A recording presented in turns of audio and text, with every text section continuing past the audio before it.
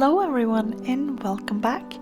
I am finally back in World of Flowers and I'm gonna finish off this little flower heart that we started, well, what, 3 weeks ago or something along those lines. It was for Valentine's Day at least. We've had a bit of sickness in the family over the last week, so I am running a little bit behind, but I have finally finished this picture for you all. So this is what we're up to. I'm going to use my Polychromos pencils, a Derwent Drawing Chinese White and my Sakura Jelly Roll for this. So let's get started. So in this video I'm going to finish off to start with the big peony in the center. So I'm just going to do the leaves, and there are 2 leaves in this one. I will show you this one here on the left, and then the top one you can do exactly the same thing and just do each step on both of those leaves as we go along.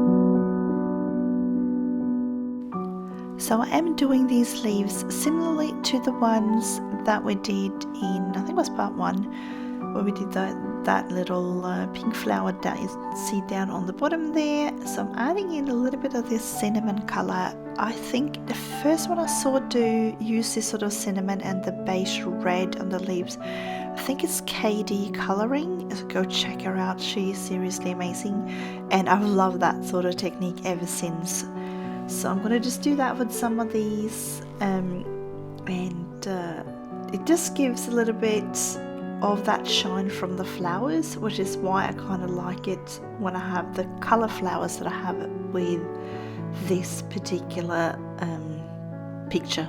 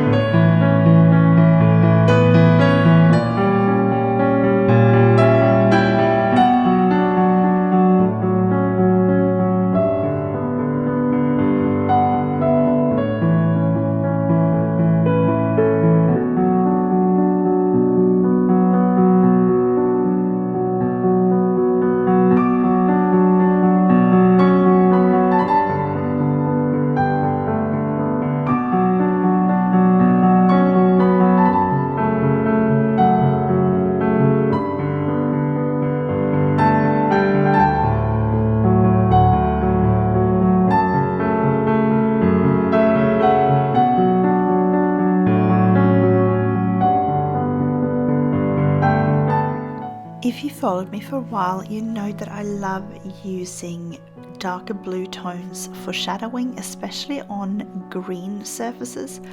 I just find it just makes this beautiful, deep, rich shadow, and then you can go over later on with your darker greys or your blacks if you want to, but it's not always necessary, and I quite like the way that we can get a lot of shadows without using those really harsh tones.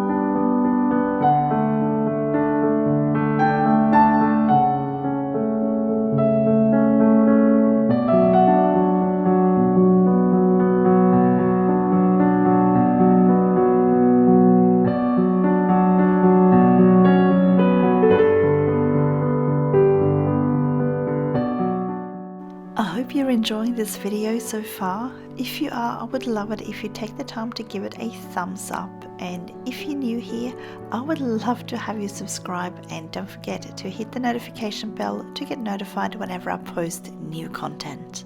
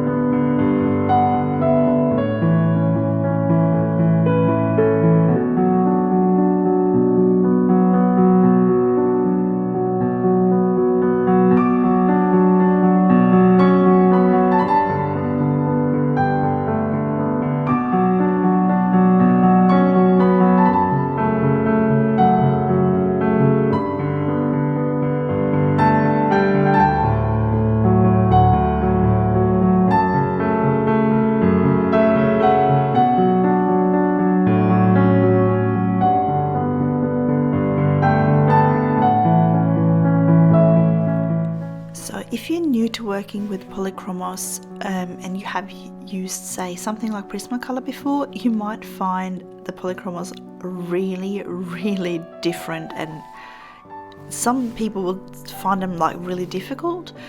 The most important thing when you're using Polychromos is to do a whole lot of layering. So as you can see, what I'm doing here is just I'm going in light and I just keep overlapping my layers. I'm layering different colors on top of each other, and I find that they kind of shine through each other as well, so you get this really incredible depth of color and different colors that play alongside each other.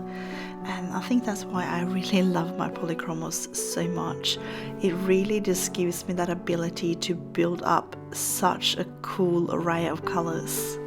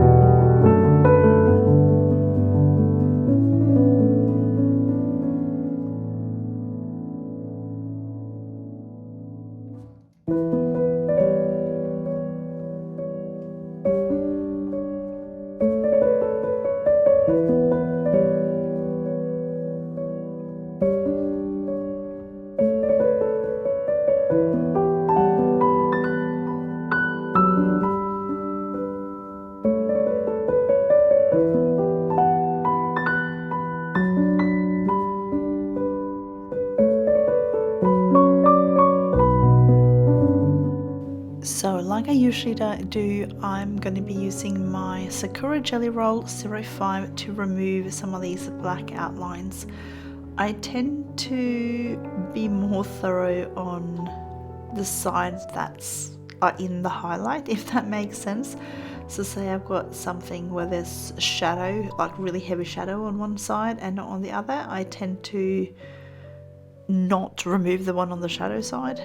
Just have a look, see if the shadow side kind of makes sense, so you don't see like a really sharp outline, then just leave that one alone.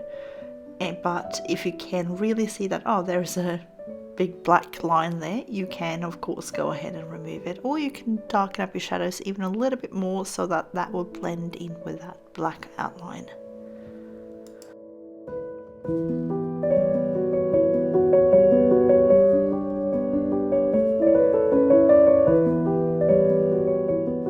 So just like I said, I'm going to go in now with my Payne's Grey and that sort of black outline down the bottom of this sleeve as well. I'm going to go ahead and I'm going to darken that up and you'll see what I mean. You can see a little bit here too because I didn't remove that very top little line, but look at this now. So I'm kind of going just over the top of that black outline and I'm sort of fading that in a little bit, and it makes that line kind of look like part of that shadow and it's not so visible, if that makes sense. It just makes it flow in together a little bit better and you don't have to then remove that outline.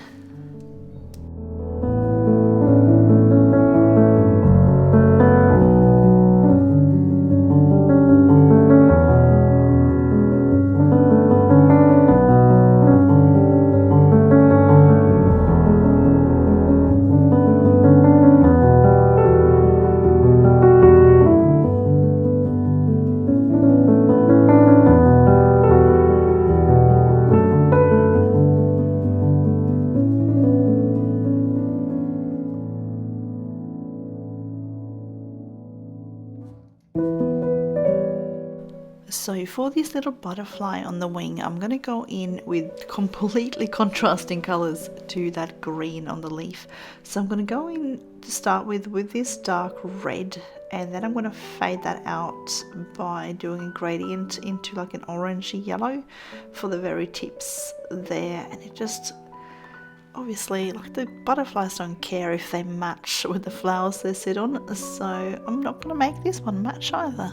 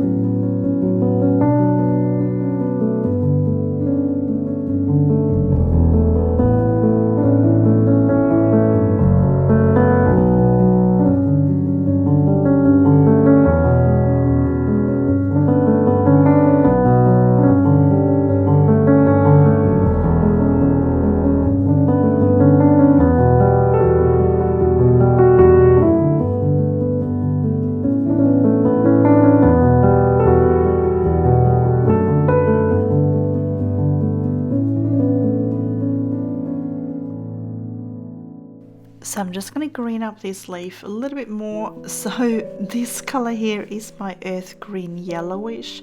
It is the only green that I've got that doesn't have the name written on it anymore. It's all been rubbed out because it is one of my favorite colors and I tend to use it a lot. So I have rubbed it all out with my fingers. But whenever you see that one, that's the one it is. So I'm just adding a little bit more, and then I think I'm going to go in with my Derwent Drawing Chinese White and just blend a little bit. And I can then go and put more colors on top of that. So at least now that I've got that butterfly in, I kind of know where I want to add more colors, if that makes sense. Because I have everything there that I need to see like in contrast to each other. So I'll probably I might add a little bit more shadow as well underneath that butterfly, we'll see.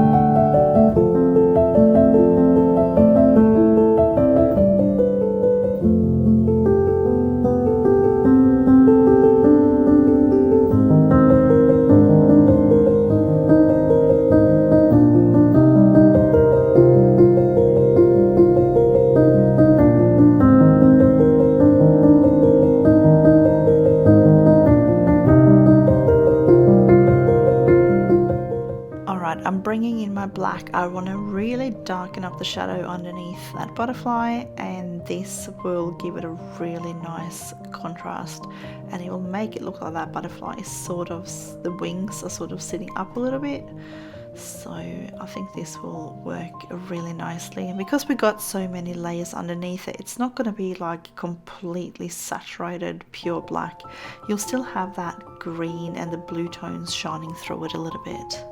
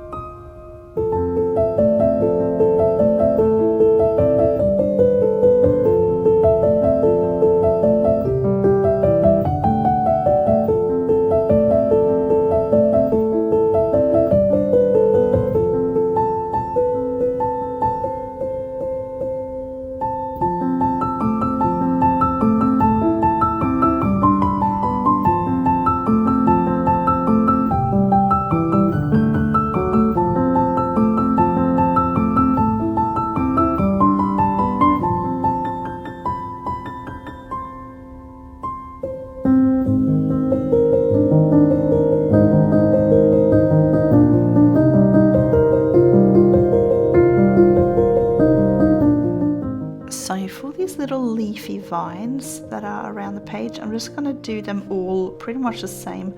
So I'll show you this one here, and you'll see there's one just above here, and there's some on the right hand side of the top there as well. So just do them all the same if you want to.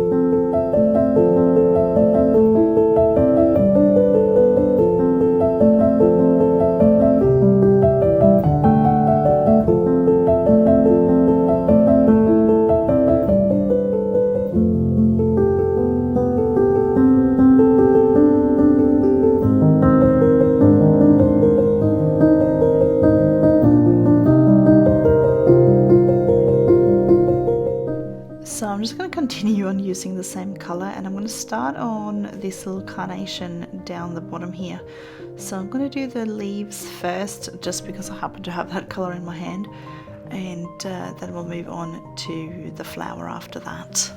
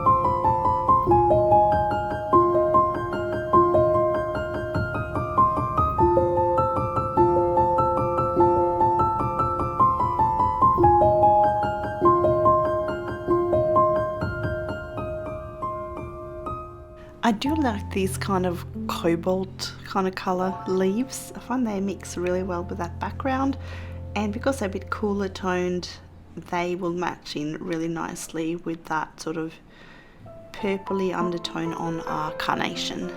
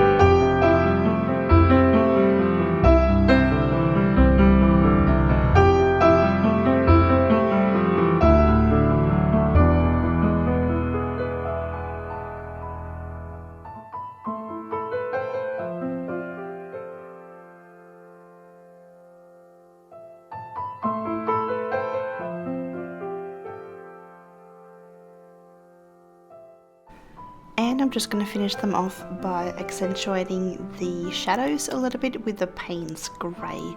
So if you don't want to use black for your shading, but you want to use grey tones, if you have cool colors and you want to shade that, you can use the Payne's Grey.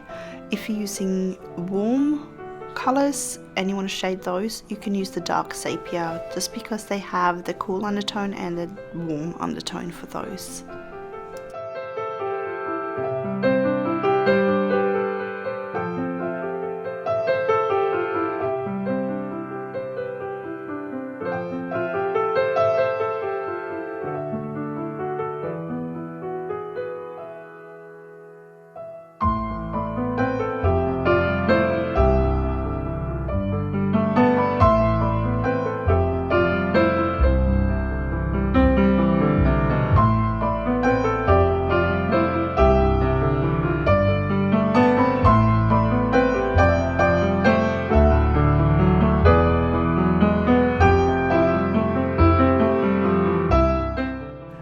decided to go over a lot of the white areas with the light magenta, and then I'm going to bring in more sort of blue tones. I'm thinking like the blue violet and those sort of tones in there.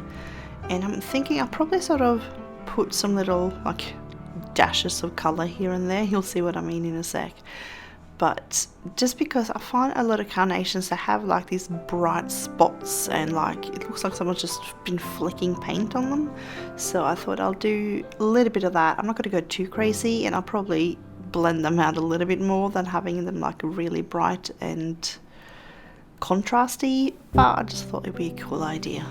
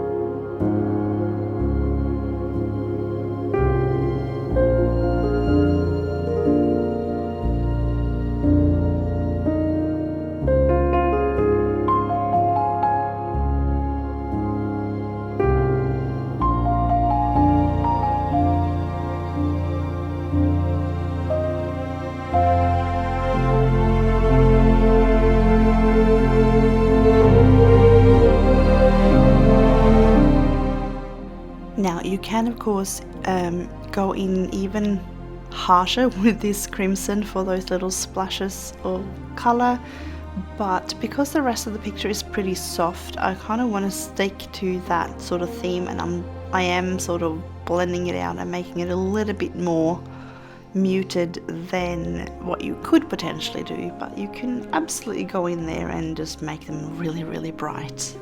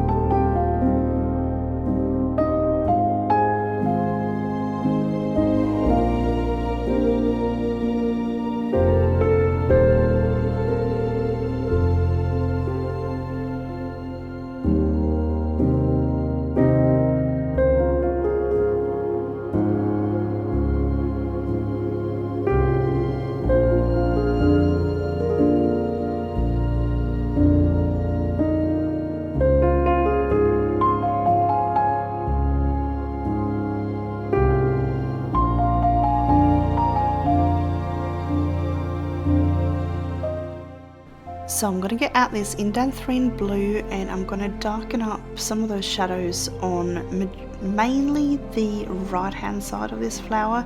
So wherever there's an overlap on the right hand side, because I've got that light source coming in slightly from the left, so I'm having more shadow on the on the right hand side compared to what I do on the left hand side.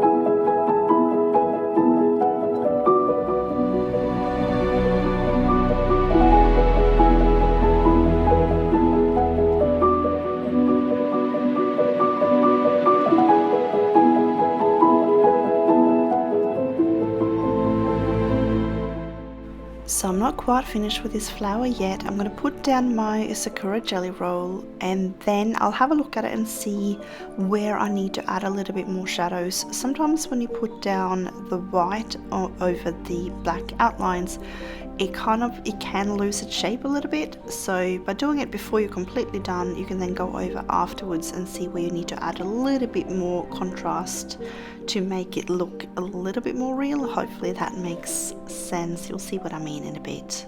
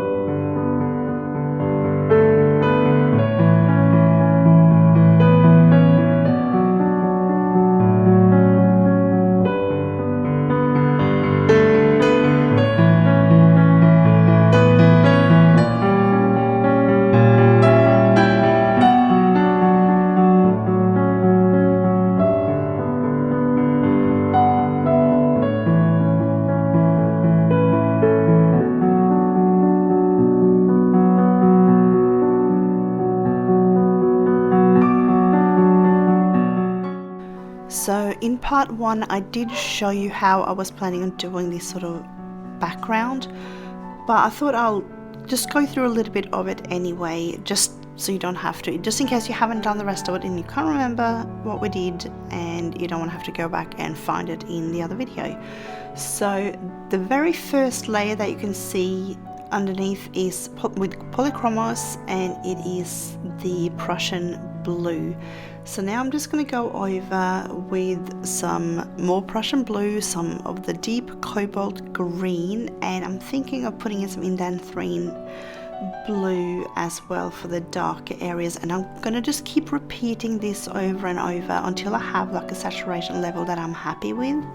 And I also do have the Caran d'Ache blender pencil, and you can use that as well, any kind of blender pencil, to just go over it again.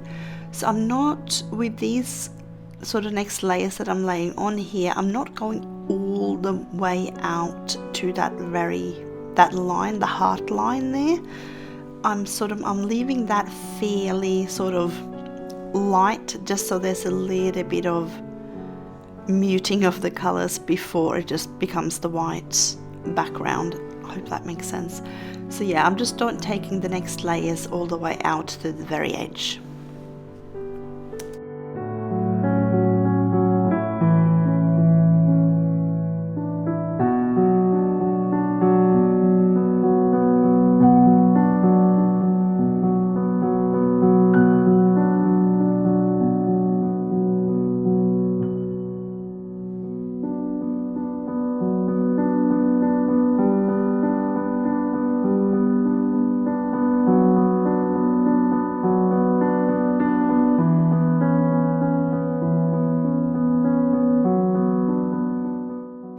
So with the Indanthrene blue, I'm going to use that mainly around the edges of flowers and leaves, and I'm not blending that very far out at all. I'm kind of just sitting in these little nooks, in little corners in there, and just along the very edge, just to give it a little bit of depth and just give a little bit of a hint of a shadow without having it really harsh and sharp. And then we'll use the deep cobalt green sort of as an overall thing, and then I'm blending those in with the Prussian blue as we had for the base layer as well. I'm just going to keep repeating those over and over.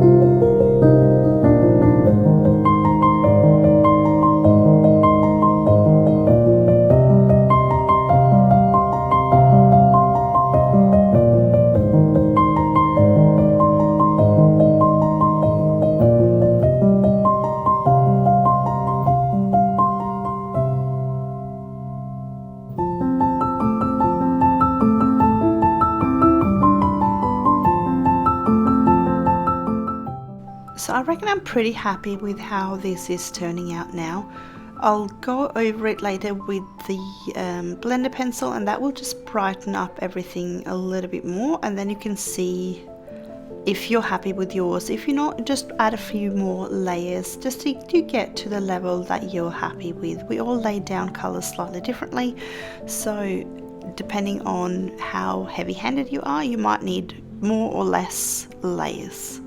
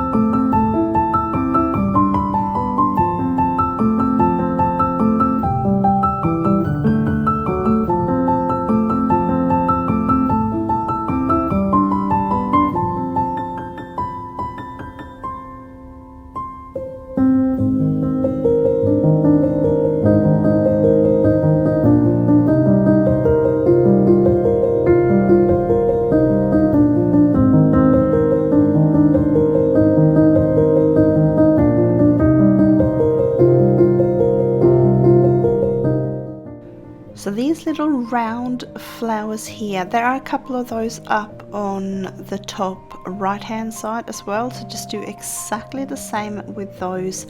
I won't show you those because that's just going to be completely repetitive. I'm just going to do exactly the same thing. So I'm going to have my darker sides on the right hand side, going lighter and lighter towards as I'm coming towards the left. I'm also kind of thinking that they're a little bit rounded in the shape, so I'm having the center of it kind of feel like it's up a little bit sort of further, and it's curving then around the sides. I hope that makes sense.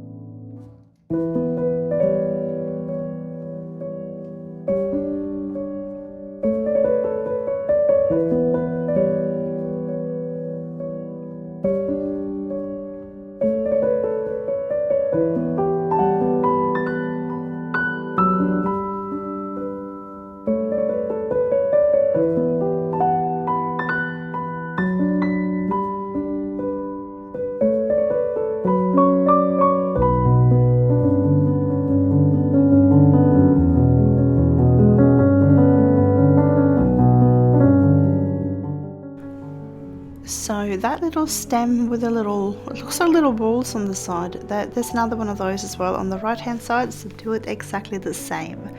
So I'm not going to do this overly complicated, it's just like a little background element, so I'm just going to do it in predominantly green tones, and then I'm just going to use my Sakura jelly roll to remove sort of one of the, probably most of the left hand side of each of those ball outlines, and that way we get a little bit of shadow on the right hand side.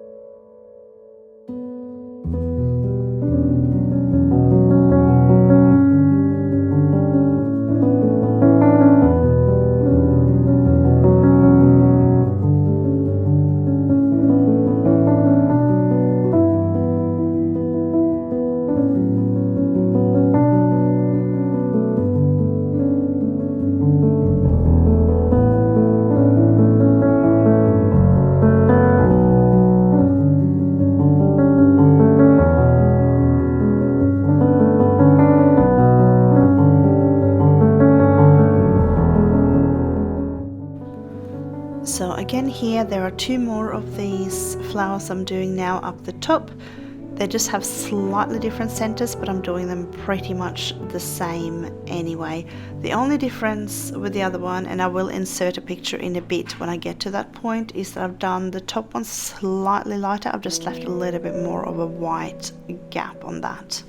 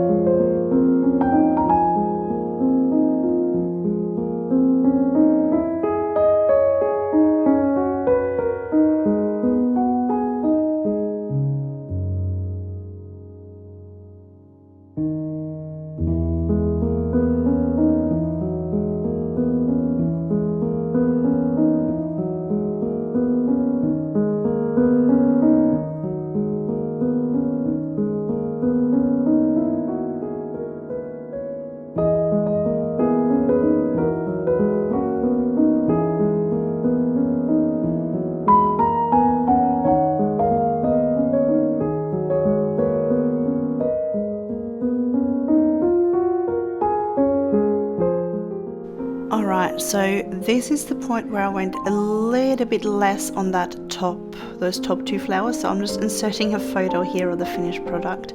So as you can see with that one, I've left a fair bit of white, and then I've just gone very, very lightly with that sort of purple, I think it's purple violet I'm using now, just around the edges, and haven't gone very dark far in, and haven't gone very dark on those edges. So you'll see that this one here will become a little bit darker than what the top two ones are, but it's totally up to you which version you prefer.